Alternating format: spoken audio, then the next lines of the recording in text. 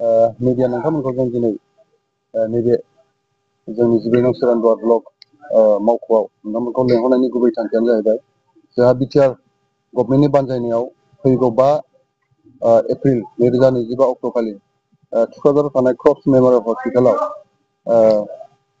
Free screening medical camp जों बे हाबाफारिखौ बिटिआर गभर्नमेन्टआ लानो थांगासिनो दं। दा बेवहाय बे मेडिकेल केम्पखौ लानायनि गुबै थांखियानो जाहैबाय जोंनि ओनसोलाव गोबां नैबे सा ओनसोलाव बा जोंनि ओनसोलाव गोबां बेमारि बा बेमारफोरजों नाख्रेबजानाय गोबां दङ। दा बेखौ नोजोर होनानै बिटिआर गभर्नमेन्टआ फैगौ 5 अक्ट'खालि free medical camp screening camp बेखौ लानो थांदों।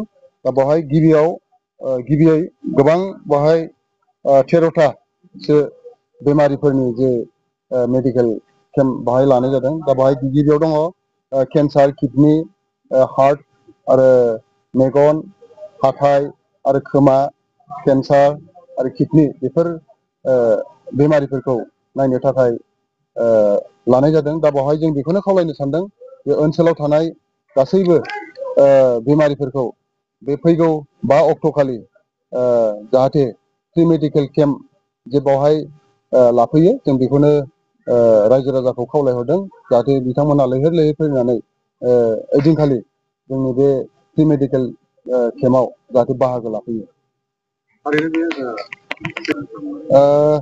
ओरैनो जों खोनानाय मथे दा जोङो गिबियाव जोङो नैबे जोंनि 12 नं सोरांदुवार समस्तिनि सिङाव थुक्राझार क्रफ्ट्स मेम'रियेल हस्पिटालाव गिबियाव लानाय जागोन। दा गुबुन गुबुन जिल्लाफ्रावबो बे हाबाफारिखौ लानो थांदों। दा गिबियाव जोङो नैबे थुक्राझार क्रफ्ट्स मेम'रियेल हस्पिटालाव जोङो नैबे बिटिआर गभर्नमेन्टनि जे फ्रि मेडिकेल स्क्रिनिं केम्प जों बेखौ गिबियाव मोननो हानायखौ जोङो बिटिआर गभर्नमेन्टनिसिम जोबोद जोबोद साबायखर जों जासिहरो। नायनो थाखाय डक्टरा गोबां बेवहाय गावगाबागाव बिभाग डक्टर फैगोन। दा बेवहाय जाय डक्टरा जाय बिभागाव गोलैगोन बिथांमोना फैनानै बेखौ नायफैनाय जागोन। दा बेवहाय जोङो खावलायदों जाय जाय बिथांमोना जाय बेरामजों नाख्रेबजादों बै बिथांमोना जाय बेमारखौ नायजानो फैगोन बिथांमोना बे बेमारखौ नायनो थाखाय जोंहा गासै 12-13थासो जोंहा माखासे केम्प बानायनाय जागोन। दा बेवहाय गाव गावनि बेमारखौ नायनो थाखाय गाव गावनि बे केम्पआव हाबनानै देहाखौ नायजानो थाखाय जों खावलायगोन।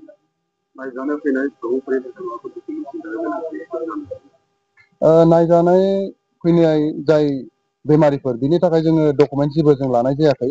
दा खालि जोङो बेवहाय मोनसे सुबिदाखौल' होनाय जादों जे हाबनायाव जाहाथे जेबो हुलुस थुलुस जाया बेखौ नायनानै जोङो माखासे बिभाग जोङो केम्प बानायनाय जादों। जाय बिथांमोना नायफैगोन बिथांमोनखौ जों जास्ट एन्ट्रि कार्ड जों हरनाय जागोन। एन्ट्रि कार्ड मोननाय लोगो लोगो बिथांमोना गावनि देहाखौ नायनो लानो हानाय जागोन। ओरैनो टाइमखौ जोङो 10थानिफ्राय फुंनि 10थानिफ्राय बेलासि 4 बाजिसिम जों बे हाबाफारिखौ लानो थांगासिनो दं।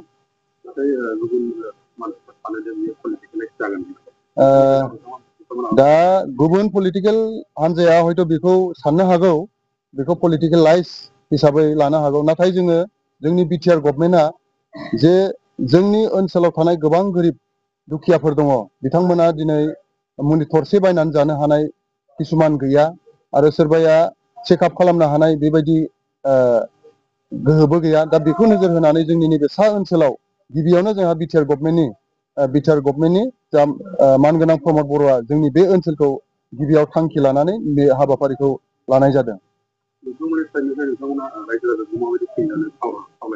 जोङो बेखौनो खावलायनो सानदों जोङो रायजो राजाफ्रा जेबो उसुबिदा लायाजासे गाव गावनि देहाखौ नायनो थाखाय जोङो लैहोर लैहोर ओइदिनखालि फैनानै गावनि देहाखौ फ्रि चेकआप जाहाथे खालामनानै लाफैयो जों बेखौनो रायजो राजाफोरखौ जों गुरैयै खावलायहरो।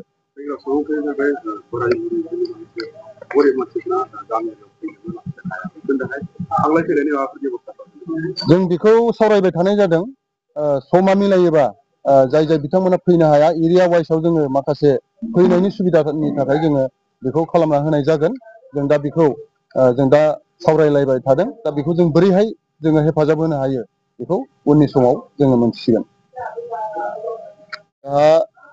बेमार हिसाबै जों गासै 13था बेमार बेसिकेलि जों नायनाय जागोन। बेवहाय गिबियाव दङ जोंहा केन्सार, किडनि, हार्ट कार्डिअलजि आरो निउर'लजि अर्थ'पेडिक गायनकलजि टिउबुकुलार टिबि आरो मेलेरिया टाइफयड चाइल्ड स्पेसियलिस्ट आरो डेन्टेल आरो खोमा आरो हाथाइ आरो मेगन बेसिकेलि जों बे माखासे बेमारि बेखौ जों नायनाय जागोन आरो बावहाय डक्टर हिसाबै जोंहा बाहाय बाहागो लाफैगोन गुवाहाटी मेडिकेल कलेजनिफ्राय फैगोन आरो फखरुद्दिन आली आहमेद बरपेटा मेडिकेल कलेजनिफ्राय बाहागो लाफैगोन क'क्राझार मेडिकेल कलेज बिनिफ्राय बाहागो लाफैगोन आरो स्पेसियेलि जोंहा सिलिगुरिनिफ्राय माखासे डक्टर बाहाय बाहागो लाफैगोन बेनिखायनो जोंनि ओनसोलाव थानाय जाय बिथांमोना देहा नायजानो गोसो बिथांमोना फैगौ 5 एप्रिल 2025 अक्ट'खालि क'क्राझाराव थानाय क्रक्स मेमरियेल हस्पिटालाव थांनानै जाहाथे गाव गावनि देहाखौ